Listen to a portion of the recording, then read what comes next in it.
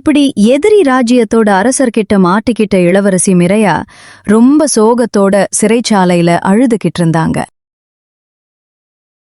அப்போது அந்த ராஜ்யத்திலுள்ள வீரத் என்னும் வாலிபன் சிறைச்சாலைக்கு வந்து இளவரசியிடம், தயவு செய்து என்னை விட்டுவிடுங்கள், நான் என் தந்தையிடம் செல்ல வேண்டும், கொஞ்சம் கருணை காட்டுங்கள். அது சரி, யார் நீங்கள்? பார்ப்பதற்கு இளவரசி மாதிரி தெரிகிறதே. இங்கே என்ன செய்து கொண்டிருக்கிறார்கள்? எதனால் உங்களை சிறைச்சாலையில் அடைத்து வைத்திருக்கிறார்கள்? நான் வீரமதி ராஜ்யத்தின் இளவரசி. நானும் என் தந்தையும் கோயிலுக்குச் சென்று கொண்டிருந்தோம். அப்போது ஒரு சதியினால் என்னை இங்கு கைது பண்ணி அழைத்து வந்து விட்டார்கள். தயவு செய்து என்னை காப்பாற்றுங்கள். என் தந்தையிடம் கூறி உங்களுக்கு என்ன வெகுமதி வேண்டுமானாலும் உங்களுக்கு தருகிறேன். நீங்கள் என்ன கூறிக்கொண்டிருக்கிறீர்கள்? இந்த அரண்மனையிலிருந்து, அதுவும் சிறைச்சாலையிலிருந்து தப்பித்து செல்வது சாத்தியமில்லா ஒன்று. அதையும் மீறி சென்றால் அவர்களுக்கு தண்டனை மிக கொடூரமாக இருக்கும். அப்படியென்றால் நான் இங்கு இருந்து செல்வதற்கு எந்த வழியும் இல்லையா? இதற்கு ஒரே ஒரு வழிதான் இருக்கிறது. நாளை எங்கள் ராஜ்யத்தில் கோலாந்த திருவிழா. இந்த திருவிழாவில் கைதியாக இருந்தாலும் சரி, ராஜ்யத்தில் சாதாரண மக்களாக இருந்தாலும் சரி, அனைவரும் சமமாகத்தான் இருப்பார்கள்.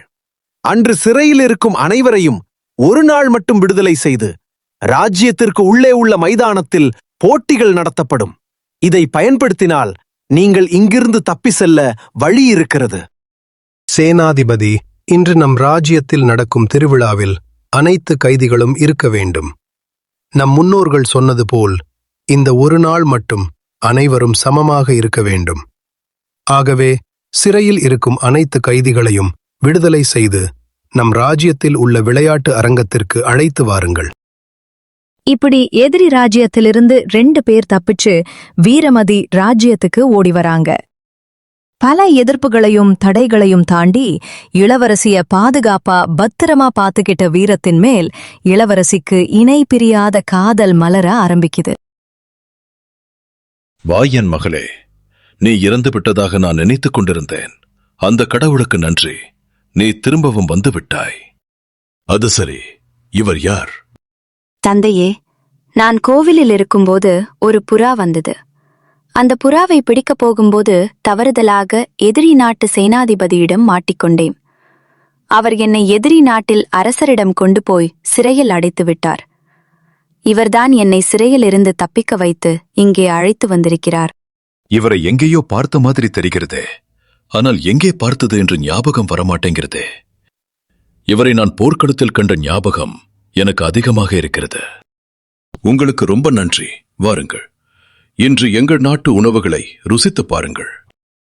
சாப்பிட்டு முடித்த பின்பு அரசர் அறைக்கு இளவரசி சென்று, தந்தையே, உங்களிடம் என் வாழ்க்கையை பற்றி முக்கியமான விஷயம் பேச வேண்டும். உன்னுடைய திருமணத்தை பற்றி பேசாமல் வேறு ஏதேனும் விஷயம் இருந்தால் பேசு. இது என்னுடைய திருமணத்தை பற்றிதான். நான் என்னை எதிரி நாட்டிலிருந்து தப்புவித்து அழைத்து வந்த வீரத்தை காதலிக்கிறேன். அவரைத்தான் திருமணம் செய்யப் போகிறேன். இது ஒரு காலம் நடக்காது. நான் உன்னிடம் ஏற்கனவே சொல்லியிருக்கிறேன்.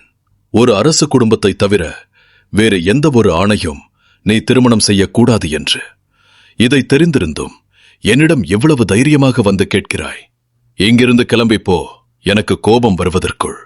இல்லை, உன்னை என்ன செய்வேன் என்று எனக்கே தெரியாது. நீங்கள் என்னை கொன்றை போட்டாலும் நான் அவரைத்தான் திருமணம் செய்து கொள்வேன். இது என்னுடைய முடிவு. இதை யாராலும் மாற்ற முடியாது. சரி, அப்படியென்றால் என்னுடைய முடிவை நீ கேட்டுக்கொள். இன்று இரவு அவன் இந்த அரண்மனையிலிருந்து கிளம்பவில்லை என்றால் நாளை அவனை சிறையில் அடைத்து விடுவேன். அதன் பின்பு அவனை தூக்கிலிடவும் நான் தயங்க மாட்டேன். அப்படியே ஏதாவது இந்த ராஜ்யத்திலிருந்து அவரை விரட்டி விட்டால் நானும் அவருடனே சேர்ந்து சென்று விடுவேன். ஓ, அப்படியா? அப்படியென்றால் நீ கேட்டுக்கொள். அவனை இப்பொழுது சிறையில் அடைத்து சித்திரவதை செய்யப் போகிறேன். இதை பார்த்தே நீ மனதில் அவன் நினைப்பே வராதபடிக்கு செய்கிறேன். நான் என்ன குற்றம் செய்தேன்? என்னை ஏன் சிறையில் அடைக்கிறீர்கள்? என்னை விட்டுவிடுங்கள். நான் என் ராஜ்யத்திற்கு சென்று விடுகிறேன். நான் தான் உங்களை சிறையில் அடைக்க காரணமாக இருந்தவள். என்னை மன்னித்து விடுங்கள். எனக்காக இங்கே வந்து இப்படி சித்திரவதை அனுபவித்துக் கொண்டிருக்கிறீர்கள். என்ன நீங்கள் காரணமா? நீங்கள் அப்படி என்ன செய்தீர்கள்? எதற்காக என்னை சிறையில் அடைக்க சொன்னீர்கள்? அதற்கு காரணம், நான் உங்களை மனதார காதலிக்கிறேன். இதை என் தந்தையிடம் கூறினேன். அவர்தான் உங்களை சிறையில் அடைக்க சொல்லிவிட்டார். நானும் உங்களை முதலில் சிறையில் பார்த்தவுடனே என் மனதை பறிகொடுத்து விட்டேன். இதை உங்களிடம் சொன்னால் எங்கே என்னை வெறுத்து விடுவீர்கள் என்ற பயத்தில் நான் உன்னிடம் கூறவே இல்லை. இப்போது கூறுகிறேன், என்ன நடந்தாலும் நான் உன்னை கைவிட மாட்டேன். இப்படியே பல மாதங்கள் போகுது. இதுக்கப்புறம் என்ன நடந்துச்சுன்னு பகுதி 1ல பார்த்தோம். சிறையிலிருந்த வீரத் இளவரசியிடம் எதற்காக அரசமையில் இருக்கிற அமைச்சர்களை பின்தொடர்ந்து போகச் சொல்லி பணிப்பெண்களை அனுப்ப சொன்னார். உண்மையிலேயே அரசர் வீரத்தை போர்க்களத்தில் பார்த்திருக்கிறாரா?